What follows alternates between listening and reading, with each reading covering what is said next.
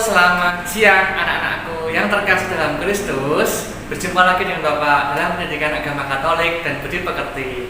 Hari ini kita akan belajar bersama materi kita yang baru, yaitu Aku Warga Dunia.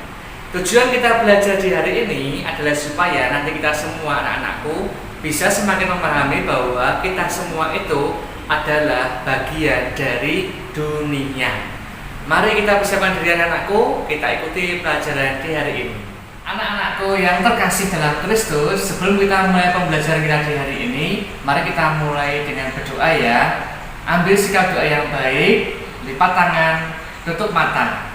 Marilah kita berdoa. Dalam nama Bapa, Putra, dan Roh Kudus, amin. Allah Bapa yang Maha Baik, sejak awal Engkau telah menciptakan dunia dengan indah. Engkau melihat bahwa semua ciptaan-Mu baik adanya. Kami bersyukur dan berterima kasih atas dunia yang Engkau ciptakan bagi kami. Bantulah kami agar kami dapat menjalin kerjasama dengan negara lain di dunia ini, dengan tujuan yaitu kebahagiaan manusia dan melestarikan lingkungan hidup. Demi Kristus, Tuhan dan pengantara kami, amin. Bapa kami yang ada di dalam surga, dimuliakanlah nama-Mu, datanglah kerajaan-Mu, jadilah kehendak-Mu di atas bumi seperti di dalam surga. Berilah kami rezeki pada hari ini, dan ampunilah kesalahan kami, seperti kami pun mengampuni yang bersalah pada kami, dan janganlah masukkan kami ke dalam pencobaan, tetapi bebaskanlah kami dari yang jahat. Amin. Dalam nama Bapa, Putra, dan Roh Kudus, amin. Bagaimana kabar kalian anak-anakku yang terkasih? Semoga hari ini kalian semua sehat-sehat saja ya.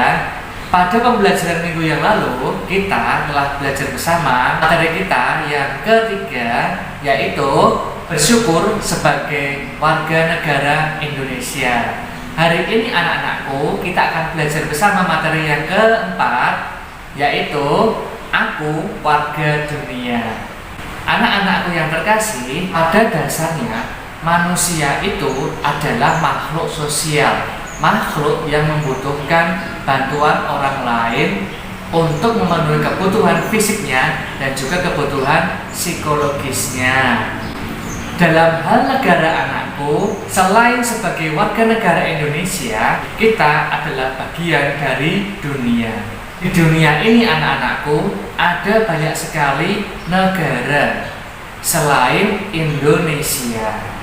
Negara Indonesia dan juga negara-negara lain di dunia ini saling membutuhkan. Dengan kata lain, ada hubungan timbal balik antara negara Indonesia dengan negara-negara lain di dunia.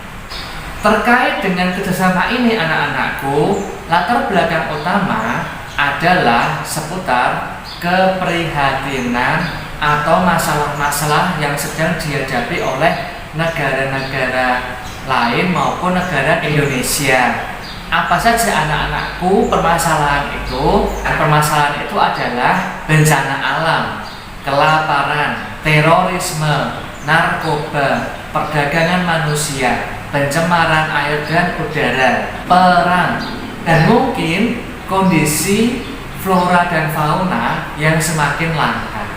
Ini semua anak-anakku latar belakang mengapa negara-negara di dunia ini harus bekerja sama. Secara khusus anak-anakku di Indonesia, misalkan dalam bidang politik, negara Indonesia dengan negara-negara lain di dunia berusaha untuk tidak mengadakan perang anak-anakku, supaya dunia ini damai dan aman. Dalam bidang ekonomi, negara Indonesia mengadakan hubungan dengan negara-negara lain di dunia melalui kegiatan ekspor atau impor. Ekspor itu adalah kegiatan kita mengirim logistik dari dalam negeri ke luar negeri. Sedangkan impor, logistik dari luar negeri masuk ke dalam negeri. Dalam bidang yang lain anak-anakku seperti sosial atau budaya atau mungkin juga pendidikan, negara Indonesia mengadakan tukar-menukar pelajar. Negara Indonesia juga mengenal negara lain melalui tari-tarian negara lain. Berbagai musik tradisional negara Indonesia ternyata juga telah dikenal oleh negara-negara lain. Ini anak-anakku 3 contoh bidang kerjasama antara negara Indonesia dengan negara-negara lain. Anak-anakku yang terkasih dalam Kristus, melihat kerjasama ini, pertanyaan selanjutnya adalah bagaimanakah sikap gereja Katolik? Siapa tahu gereja Katolik ini, anak-anakku, terutama gereja Katolik di Indonesia, merupakan bagian dari negara Indonesia. Sementara itu negara Indonesia sendiri merupakan bagian dari dunia.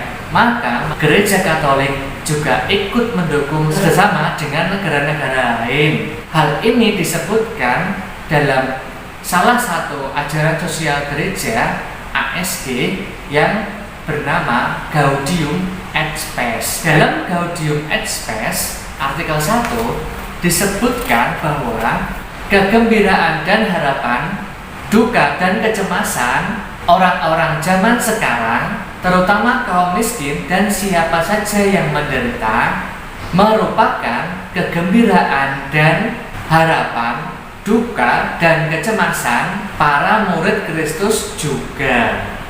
Ini mau mengatakan apa, anak-anakku? Gereja Katolik memang mendukung kerjasama antara negara-negara dunia, tapi anak-anakku, Gereja Katolik lebih berfokus kepada kerjasama yang perhatiannya tercurah kepada orang-orang miskin dan orang-orang yang menderita.